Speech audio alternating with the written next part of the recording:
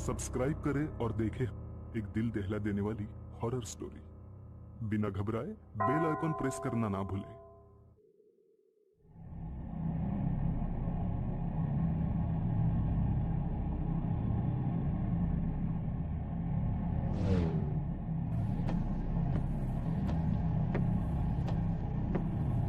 अनीता, तो क्या सोचा है तुमने? कार का स्टीयरिंग संभालते हुए सुनील ने अनीता से पूछा, लेकिन अनीता बिल्कुल चुप थी। न जाने वो कहां खोई हुई थी। आसमान से बरसने वाली बारिश की बूंदों को देख रही थी। उसकी आंखें नम थी।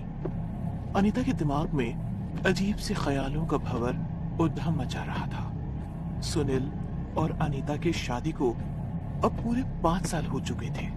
शादी के पहले की वो सारी बातें अनीता को याद आ रही थी। अनीता, लड़का डॉक्टर है। उसके पिताजी का बहुत बड़ा कारखाना है। खुद का बंगला, गाड़ियां, नौकर चाकर, बहुत ही अच्छा रिश्ता है बेटी, इनकार मत करना। अपने पिताजी के वो शब्द आज भी अनीता के जहन में है। अनीता, मैं क्या कह रहा हूँ, ध्यान कहाँ है तुम्हारा? जैसे ही सुनील अनीता पे जोर से चिल्लाया, अनीता अचानक से चौंक गई।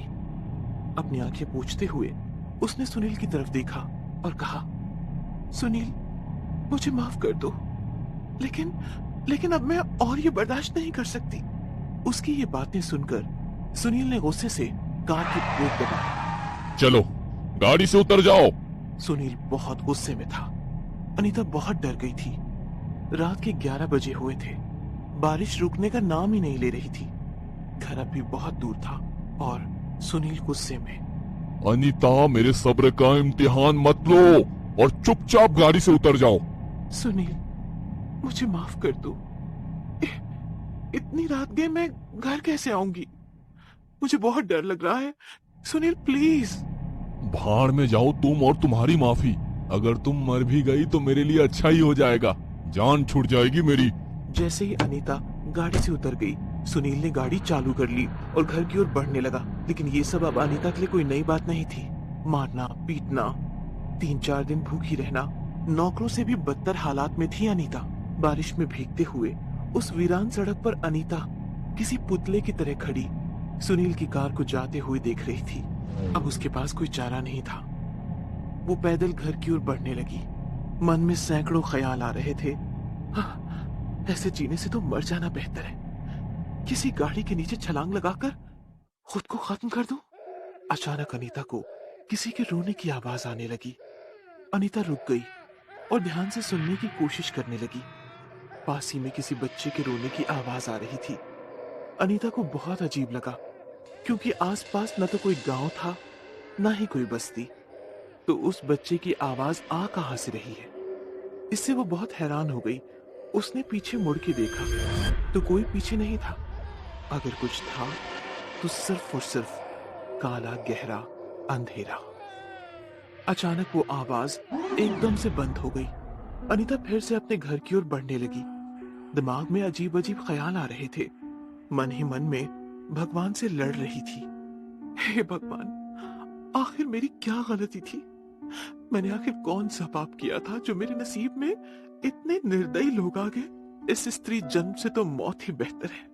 अनीता अपने ही ख्यालों में घर की ओर बढ़ रही थी। कुछ दूर चलने के बाद अनीता एक पुल पर आ गई। शहर से आने वाला गटर का पानी उस पुल के नीचे से नदी में मिश्रित हो जाता था।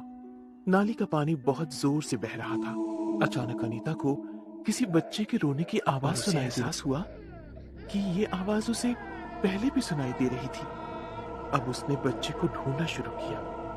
बच्चे की आवाज उस पुल के नजदीक से आ रही थी। अनीता ने झुक के देखा तो एक बच्चा नाली के नजदीक से रेंगते हुए ऊपर की तरफ आ रहा था। वो समझ गई कि किसी ने अपने अनचाही संतान को नाली में फेंक दिया था। अनीता बच्चे को उठाकर पुल पर आ गई। बच्चा जोर जोर से रो रहा था।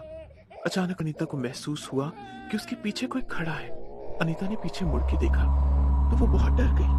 सफेद कपड़े और खुले बाल। एक 12 से 13 साल की लड़की खड़ी थी। वो अनीता को घूरे जा रही थी। अनीता ने उस लड़की के पास जाकर कहा, बेटी, तुम्हारा नाम क्या है? और इतनी रात गए यहाँ क्या कर रही हो? वो लड़की निशब्द थी और बस अनीता को घूरे जा रही थी। जैसे ही उस लड़की का ध्यान अनीता के हाथ में रोने वाले बच्चे की ओर गया, आंखें बड़ी करके वो जोर से चिल्लाई। उसकी चीख से अनीता का कलेजा कांपने लगा। वो लड़की वहां से जोर से भागने लगी और उसने उस पुल के नीचे पानी में छलांग लगा दी। ये नजारा देखकर उसकी आंखें फटी की फटी रह गई। मदद के लिए उसने इधर उधर देखा तो सामने उसे कार की हेडलाइट्स दिखी। वो दौड़कर उस कार के पास गई तो उस कार में सुनील को देखकर उसे बहुत राहत मिली। कांपते हुए स्वर से उसने सुनील से कहा, सुनील सुनील, अभी अभी एक बच्ची ने पुल के नीचे पानी में छलांग लगाई है और इस बच्चे को कोई नाले में फेंक कर गया हुआ था। और जैसे ही उसने अपने हाथ में देखा तो वहां कोई बच्चा नहीं था। सुनील अचरज से उसकी तरफ घूरे जा रहा था और उसने पूछा, कौन लड़की, किसका बच्चा? ये कैसी बहकी बहकी बातें कर रही हो? बहुत हो गया तुम्हारा नाटक, अब चुपचाप गाड़ी में बैठो। डरते हुए अनीता गाड़ी में बैठ गई। पुल पर जो हुआ था उससे वो बहुत डर चुकी थी। करीब 1:30 बजे दोनों घर पहुंच गए। सुनील के पिताजी ने सुनील को डांटते हुए कहा, इसे रास्ते में क्यों छोड़कर आ गए थे, इडियट? अगर इसे कुछ हो जाता तो पुलिस हमें पकड़ लेती। उस रात अनीता को नींद नहीं आ रही थी। शरीर बुखार से जल रहा था। पुल पर घटी घटना वो किसी से कहना चाहती थी, लेकिन उसे सुनने वाला उस घर में कोई नहीं था। दूसरे दिन सुबह सुनील ने अनीता के मुंह पर पानी डालकर उसे जगा दिया और कहा, महारानी की तरह सो रही हो। सुबह के 7 बज चुके हैं, मुझे क्लिनिक जाना है। सारा काम निपटाकर अनीता ने नाश्ता टेबल पर लगा दिया। तभी सुनील की माँ ने सुनील से कहा, अब सुनील, तुमने अनीता से बात की? बात तो की है, लेकिन महारानी सुनने को राजी ही नहीं है। अनीता, अनीता! अपनी सास की आवाज सुनकर अनीता भागकर वहां आ गई। अब क्या हुआ माँ? तो क्या सोचा है तुमने? अपने सास की बात सुनकर अनीता की आंखें नम हो गई। अनीता ने अपने सास के सामने हाथ जोड़कर कहा, मुझे इस बच्ची को जन्म देना है सासू माँ। बेटे की चाह में आप लोगों ने 3 बार मेरा अबॉर्शन कर दिया, वो भी मेरे ही पति ने। आपने खुद की संतान को मारते हुए आप लोगों को जरा भी डर नहीं लगता? ईश्वर से डरिए, ईश्वर से डरिए। शायद ईश्वर की यही इच्छा है कि इस घर में बेटी जन्म ले। उतने में सुनील ने गुस्से से अनीता को थप्पड़ मार दिया। सुनील अनीता को घसीटते हुए बाहर गाड़ी की ओर ले गया। उसे गाड़ी में बिठाकर अपने क्लिनिक ले गया। अब रोना धोना बिल्कुल बंद। मेरे क्लिनिक में मुझे तुम्हारा बिल्कुल आवाज नहीं चाहिए। दोनों क्लिनिक में आ गए। सुनील ने कहा, सिस्टर, अबॉर्शन की तैयारी शुरू करो। सर, आज आपको ऑपरेशन के लिए बाहर जाना था। कल ही हमारी इस मुद्दे पर बात हो चुकी है। ओह माय गॉड, 11 बज गए। मैं तो बिल्कुल ही भूल गया था। ठीक है, मैडम का ध्यान रखना। इतना कहकर सुनील वहां से निकल गया। अनीता क्लिनिक में सुनील की राह देखते बैठ गई। कब शाम हो गई अनीता को पता ही नहीं चला। मैडम, आप यहाँ आराम कीजिए, सुनील सर आते ही हैं, मैं आपको उठा दूंगी। अनीता बेड पे लेट गई और सोच ही सोच में उसकी आंख लग गई। अनीता, अनीता चलो उठो जल्दी, घर जाना है। मैं तुम्हारा गाड़ी में इंतजार कर रहा हूँ। अनीता गाड़ी में बैठ गई। बरसात तो रुकने का नाम ही नहीं ले रही थी। कुछ ही दूरी पर वो पुल था जहां अनीता को अजीबोगरीब अनुभव हुए थे। वो बहुत डर गई थी। उतने में ही गाड़ी पंचर हो गई। ओह गॉड, इसे भी अभी पंचर होना था। तुम गाड़ी में बैठो, मैं टायर बदलता हूँ। अनीता गाड़ी में बैठे बैठे उस पुल को घूरे जा रही थी। अचानक उसे उसी बच्चे की रोने की आवाज सुनाई देने लगी। वो तुरंत गाड़ी से उतर गई और उसने देखा वही कल रात वाला बच्चा रोते रोते रेंगते हुए उसकी ओर बढ़ रहा था। उसे देखकर अनीता के रोंगटे खड़े हो गए। डर के मारे उसे कुछ सोच नहीं रहा था। उसने सुनील को आवाज लगाई, सुनील, सुनील, सुनील, कहाँ हो आप? सुनील, सुनील। लेकिन सुनील का कोई अता पता नहीं था। उतने में उस पुल पर 2 से 3 से 4 से 8 से 10 से 15 छोटे छोटे बच्चे रेंगते हुए अनीता की ओर बढ़ने लगे। अनीता डर के मारे पत्थर जैसी हो गई थी। उसे कुछ समझ नहीं आ रहा था। अचानक उसके पैरों पर कुछ हलचल महसूस हुई। उसने नीचे देखा तो उसका कलेजा कांप उठा, क्योंकि उसके पैरों पर उसका पति सुनील खून से लथपथ उसकी ओर बेबस नजरों से देख रहा था। वो उससे मदद की भीख मांग रहा था। उतने में अनीता की नजर सामने की ओर गई और जो उसने देखा मानो उसके होश उड़ गए। उसने देखा सामने वही 12-13 साल की एक लड़की खड़ी थी। उसके हाथ में एक लोहे का रॉड था जिससे खून की बूंदें टपक रही थी। वो लड़की अनीता के सामने आकर खड़ी हो गई। उसे देखकर अनीता की धड़कन रुक सी गई।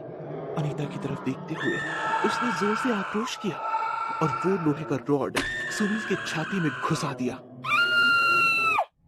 अनीता मैडम क्या हुआ? अनीता मैडम क्या हुआ? अनीता नींद से जग गई तो वो क्लिनिक में ही थी। अनीता मन ही मन बोली, बाप रे, कितना भयानक सपना था। अनीता का दिल अभी भी जोर जोर से धड़क रहा था। खुद को संभालते हुए उसने सिस्टर की ओर देखा। सिस्टर का चेहरा बड़ा परेशान दिख रहा था। क्लिनिक के बाहर एक कांस्टेबल खड़ा था। अनीता ने घड़ी में देखा तो सुबह के 6 बजे हुए थे। मैडम, आपको हमारे साथ चलना होगा। अनीता को यह सब अजीब लगा। वो एम्बुलेंस में बैठ गई। साथ में सिस्टर भी थी। जैसे ही एम्बुलेंस उस पुल पर पहुंची, वहां लोगों की भीड़ दिखाई दे रही थी। अनीता नीचे उतर गई। उसने देखा कि कुछ दूरी पर सुनील की कार खड़ी थी। कार का एक टायर पंचर था। अनीता समझ नहीं पा रही थी कि आखिर हो क्या रहा है। उतने में अनीता को किसी के रोने की आवाज सुनाई देने लगी। आगे जाके देखा तो उसकी सास जोर जोर से रो रही थी और जैसे ही उसने नीचे देखा तो मानो उसके पैरों तले जमीन खिसक गई हो। नीचे सुनील की लाश गिरी हुई थी। किसी ने उसकी छाती में लोहे की रॉड घुसाई हुई थी, बिल्कुल अनीता के सपने की तरह। वो बस डर भरी आंखों से सुनील का शव देख रही थी। उतने में उसने पीछे से कुछ लोगों की आवाज सुनी। डॉक्टर था, सुना है वो अवैध रूप से भ्रूण का लिंग परीक्षण करता था और अगर लड़की हो तो उसे अबॉर्ट करके फिट्स नाले में फेंक दिया करता था। ना जाने उसे किसने मार दिया। खुद पुलिस भी परेशान है। कहते हैं ना, पापियों का पाप अगर हद से बढ़ जाए तो ईश्वर किसी ना किसी रूप में उनको सजा दिलवा कर ही रहता है। अनीता बस शांत खड़ी हुई थी। उसके कोख में पलने वाली बच्ची को अब जन्म लेने से कोई नहीं रोक सकता था। ये कहानी आपको अच्छी लगी हो तो हमें सब्सक्राइब करें